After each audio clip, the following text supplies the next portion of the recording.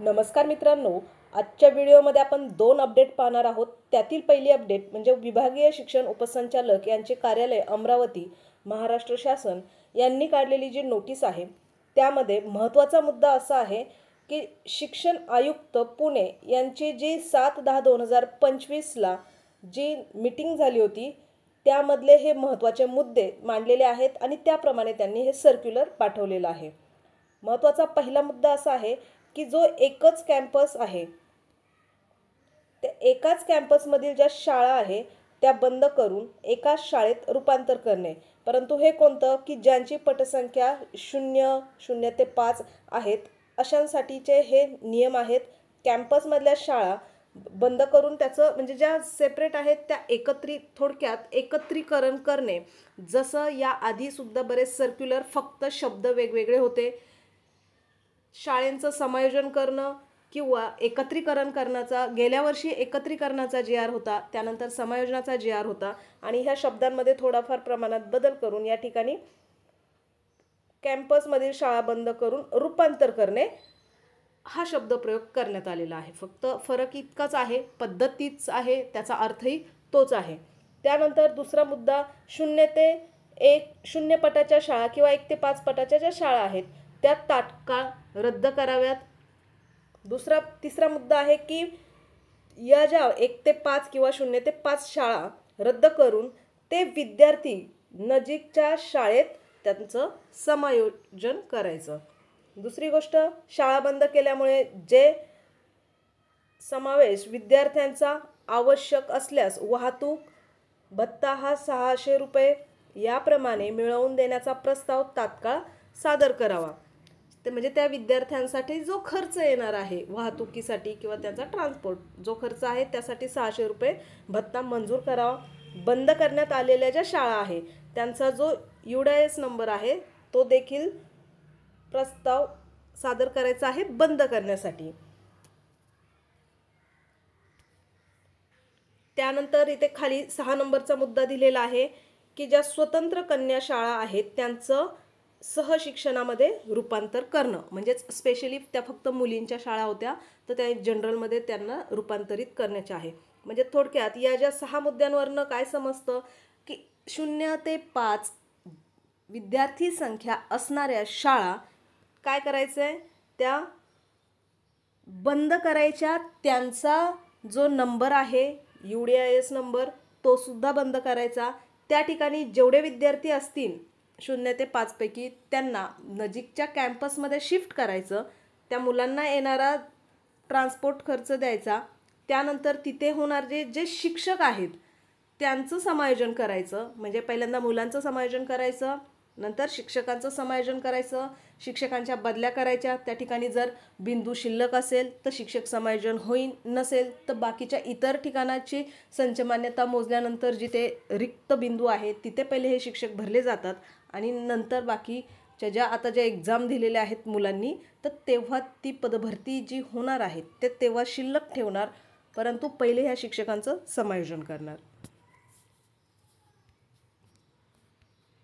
हे समायोजन करत असताना आजूबाजूची परिस्थिती म्हणजेच विद्यार्थ्यांना तिथे जाण्या येण्यासाठी म्हणजे शिक्षण विभागाने याच्यावरती सांगितलेलं आहे की आजूबाजूची भौगोलिक परिस्थिती या सर्वांचा विचार करून मग नंतर हा निर्णय घ्यायचा आहे।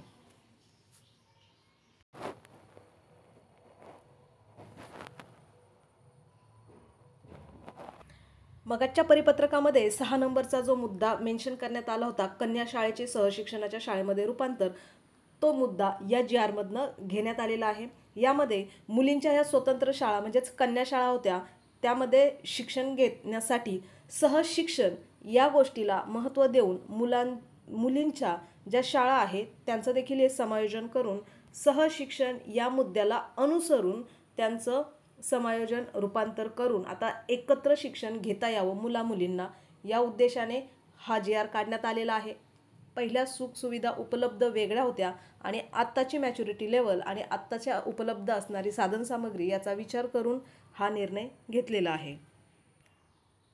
यानंतर पुढचा मुद्दा म्हणजे मुख्यमंत्री युवा कार्य प्रशिक्षण योजनेच्या अंतर्गत ज्या प्रशिक्षणावर आधारित पदभरती करण्यात आलेली होती त्याला थोडक्यात कॉन्ट्रॅक्ट बेस पदभरती जी काही 11 महिन्यांच्या कालावधीची असते, त्यासाठी गेल्या वर्षी आंदोलन करण्यात आलं किंवा अधिवेशनाच्या महिन्यामध्ये त्याच्या आधीच्या महिन्यापासून आंदोलनं सुरू होती. त्या विद्यार्थ्यांनी केलेल्या मागणीनुसार मुख्यमंत्र्यांनी त्यामध्ये मुदतवाढ मिळवून दिली होती आणि त्यांना तसा JR काढून दिला होता. परंतु विद्यार्थ्यांची मागणी नेमकी काय आहे आणि त्यांनी आता पुन्हा आंदोलन सुरू केलेलं आहे. सर्व जिल्ह्यांमधनं हे विद्यार्थी आलेले आहे. नेमक्या काय मागण्या आहेत त्या आपण आत्ताच्या या न्यूजमधनं पाहूया. मुख्यमंत्री युवा कार्य प्रशिक्षणार्थी अनेक लोक जे ते बेरोजगार झाले. त्यानुसार पाहायला गेलं तर ठाण्यातील जिल्हाधिकारी कार्यालयाच्या बाहेर हे सर्वच युवक येते 36 जिल्ह्यातून या ठिकाणी सर्व जमाला सुरुवात झालेली आहे आणि गेल्या अनेक दिवसापासून यांनी या ठिकाणी प्रशिक्षण घेतल्यानंतर तिकडं त्यांचा कुठेतरी रोजगार जो होता तो बंद झालेला आहे. त्यामुळे रोजगार मिळावा या तरुणांना यासाठी आंदोलन करत आहे. आता सध्या हे सर्व तरुण जे आहेत ते 36 जिल्ह्यातून आलेले आणि त्यांचा आता सध्या ठिय्या आंदोलन या ठिकाणी सुरू आहे. पाहायला गेलं तर तत्कालीन मुख्यमंत्री एकनाथ शिंदे असताना ही योजना सुरू करण्यात आली होती. त्यामुळे आता कुठंतरी आता या ठिकाणी त्याचा फटका जो आहे तो या युवकांना बसलेला आहे आणि येणाऱ्या काळात पाहायला गेलं तर मोठ्या प्रमाणात अनेक लोक बेरोजगार झाले. त्यांचं म्हणणं की या ठिकाणी मोठ्या प्रमाणात आम्हाला पुन्हा रोजगार मिळावा यासाठी हे ठिय्या आंदोलन आहे. आणि याच ठिकाणी ठाण्यात एकनाथ शिंदेंच्या ठिकाणी हे आता सर्व युवक जमलेले आहेत. चला मामाच्या गावी जाऊया, हक्काचा रोजगार मिळूया या ब्रीद वाक्याखाली हे सर्वच जे आहेत ते तरुण युवक या ठिकाणी जमलेले आहेत आणि नक्कीच या ठिकाणीचा फटका या ठिकाणी बसलेला आहे. आणि आपण याकडनं माहिती घेणार काय सांगाल, गेल्या किती दिवसापासून असलं हे आंदोलन सुरू आहे, त्यामुळे येणाऱ्या काळात खरोखर या अर्थी तुम्हाला रोजगार मिळणार का?